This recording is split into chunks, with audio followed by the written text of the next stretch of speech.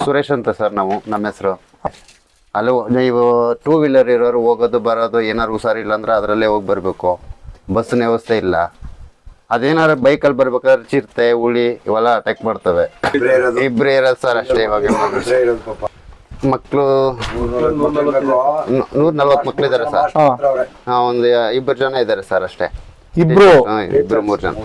ಹೌದು ಸರ್. ಇಲ್ಲಿ ನಮ್ಮೂರಲ್ಲಿ ಹಾಸ್ಪಿಟ್ಲ್ ಅನುಕೂಲವಾಗಿ ಮಾಡಿದ್ದಾರೆ ಸಿಟಿ ತರಾನೇ. ಆದ್ರೆ ಅದಕ್ಕೆ ಡಾಕ್ಟರ್ ಇಲ್ಲ. ಹಾಸ್ಪಿಟ್ಲ್ ಇದೆ ಸರ್, ಡಾಕ್ಟರ್ ಇಲ್ಲ. ಕೇಳಿದ್ರಲ್ಲ ಬಂಧುಗಳೇ, ಸುರೇಶ್ ಬ್ರೋ ಬಿಚ್ಚಿಟ್ಟಿರುವ ಈ 3 ಸತ್ಯಗಳನ್ನು ನಮ್ಮ ಹಳ್ಳಿಗಳ ಅಸಲಿ ನರಕವನ್ನು ತೋರಿಸ್ತಾ ಇವೆ ಬ್ರೋ. ನಮ್ಮೂರ್ಗೆ ಬಸ್ ಇಲ್ಲ, ಪರವಾಗಿಲ್ಲ. 2 ವೀಲರ್ ಎಲ್ಗಾರು ಹೋಗೋಣ ಅಂದ್ರೆ ಕಾಡು ಪ್ರಾಣಿಗಳ ಭಯ, ಎಲ್ಲಿ ನಮ್ಮನ್ನ ಅಟ್ಯಾಕ್ ಮಾಡುತ್ತೆ ಅನ್ನೋ ಭಯ. ಇನ್ನು 140 ಜನ ಮಕ್ಳಿರೋ ಈ ಶಾಲೆಗೆ ಇರೋದು 2 ಟೀಚರ್ಸ್. ಅವ್ರ ಮುಂದಿನ ಭವಿಷ್ಯವಾದ್ರು ಏನು?